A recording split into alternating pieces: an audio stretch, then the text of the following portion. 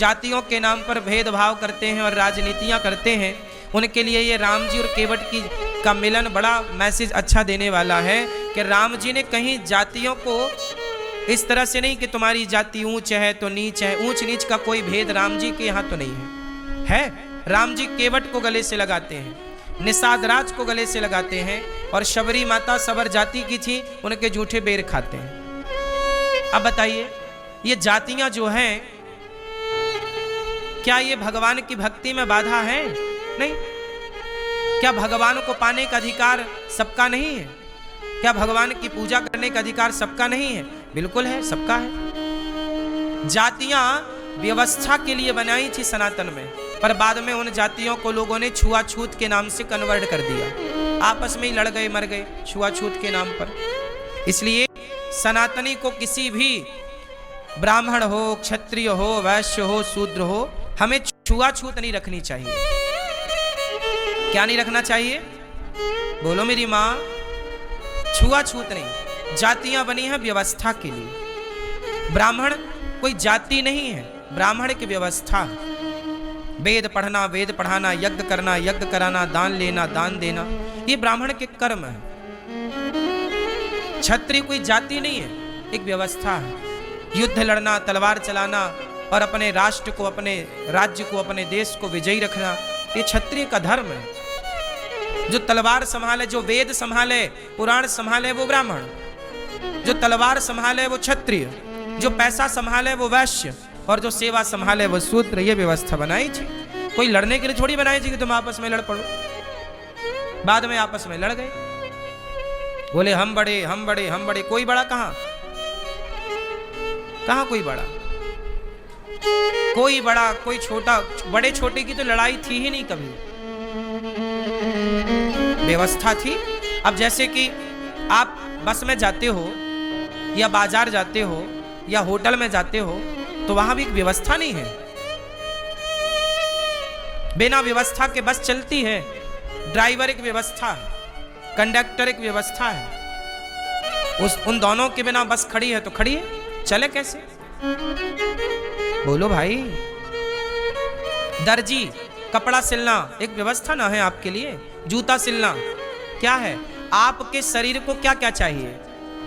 सुनो, आपके लिए कपड़े चाहिए थे, तो जिसने कपड़े बनाए उसे दर्जी कह दिया गया। आपको पानी पीना था तो फ्रिज थी नहीं, ठंडा पानी कहाँ मिले? तो घड़ा बनाया, जिसने घड़ा बनाया उसे कुम्हार कह दिया। जिसने आपके लिए जूते चप्पल बनाए उसे लोहार कह दिया, मोची कह दिया। जिसने जूते चप्पल बनाया उसे मोची कह दिया। ये मोची भाई साहब हैं, ये आपके लिए जूता चप्पल बनाएंगे। अब आपको चाहिए कि आप किसान थे तो हल चलाने के लिए ना, वो कुसिया जो होता है, हल चला, वो लोहे का होता है। बैल जो हल चलाते हैं ना मैया खेतों में, वो काय का होता है? लोहे का होता है, जो नीचे जमीन खोदता हुआ चलता है। ट्रैक्टर में भी जो कल्टीवेटर होता है वो लोहे का ना होता है, तब ना जुताई होती है किसानों की। तो वो व्यवस्था कौन करता है? लोहार। तलवार कौन बनाएगा? आत्मरक्षा के लिए तलवार चाहिए थी, तो तलवार लोहार बना के दिया। तो लोहार, कुम्हार, मोची, दर्जी। आपके बाल बढ़ गए, कौन काटेगा? नाऊ काटेगा, नाई, है ना? ये सब क्या है? ये रोजमर्रा की व्यवस्थाएं हैं। ये व्यवस्थाएं बांटी गई हैं। हमारा अपना ही कोई लोहार है, हमारा अपना ही कोई कुम्हार है, हमारा अपना ही कोई मोची है। सही है? अब हम लोगों ने क्या किया? भेदभाव कर लिया कि देख तू तो चमड़े का काम करता है, हम देखो उसके साथ छूत की भावना रख ली। वो तो चमड़े का काम करता है, तुम तो चमड़ा खा जाते हो। आजकल नहीं खा जाते। यदि चमड़ा छूने वाला शुद्ध है तो खाने वाला कितना शुद्ध होगा फिर बताओ? फिर आज तो कितने लोग खा रहे हैं, मांस खा रहे हैं, बकरे का चमड़ा खा जा रहे हैं और गैया तक खा जा रहे हैं लोग। बोलो हाँ,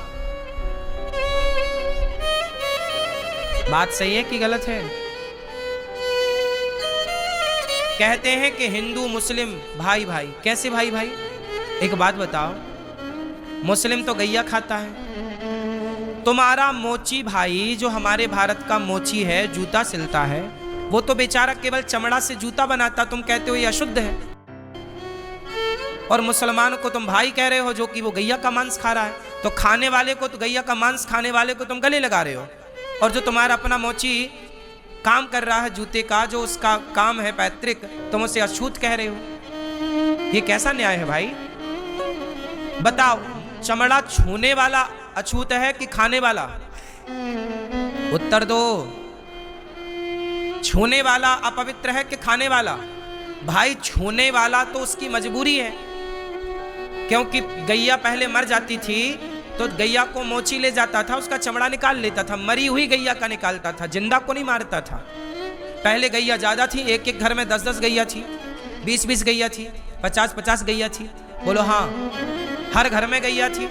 तो आए दिन गैया कोई ना कोई बूढ़ी होती और मरती ही रहती थी, तो वो ले जाता था घसीट के और उसका निकालता था मांस, चमड़ा, और उसके जूते, बेल्ट, पर्स जो भी बना था। यही परंपरागत धंधा था।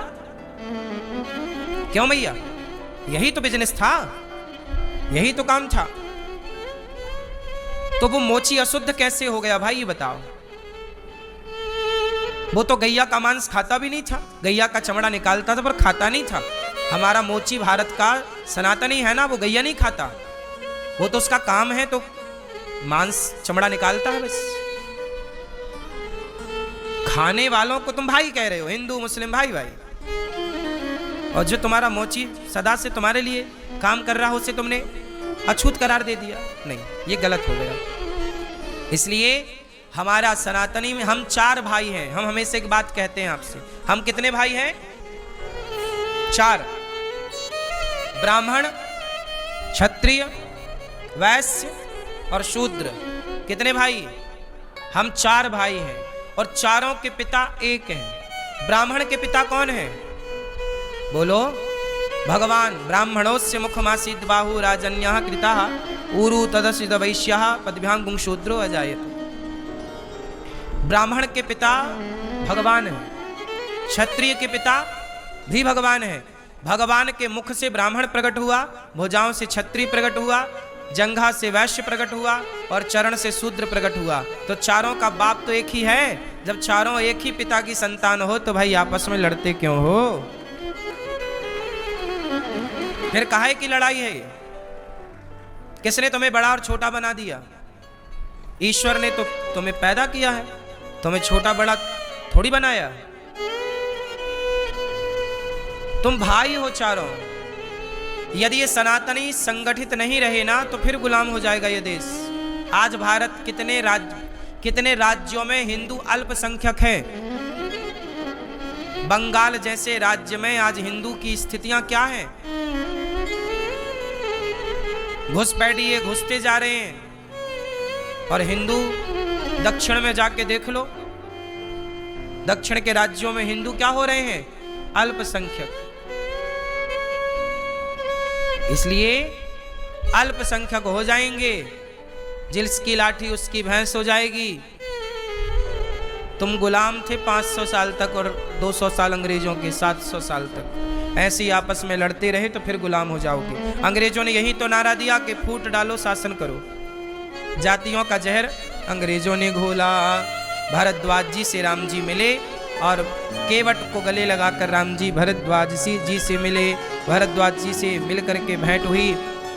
राम प्रणाम कीन्ह सब काहू, मुदित भइलहि लोयन लाहू। देहि आशीष परम सुख पाई, फिरे सराहत सुंदरताई।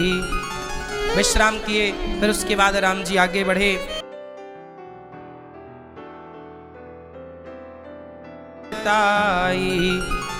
विश्राम किए, फिर उसके बाद राम जी आगे बढ़े। रास्ते में गांव की स्त्रियां मिल गईं और गांव की स्त्रियां राम जी से पूछती हैं कहाँ जा रहे हैं। सीता जी से भेंट हुई, समझा रहे हैं हम जा रहे हैं। प्यास लगी है, कुएं में स्त्रियां पानी भर रही थीं, राम जी पानी पी रहे हैं कुएं का, लक्ष्मण जी पानी। सीता जी के संग स्त्रियां गांव की बैठ गई। बहन कौन हो तुम? हम जनक नंदिनी हैं।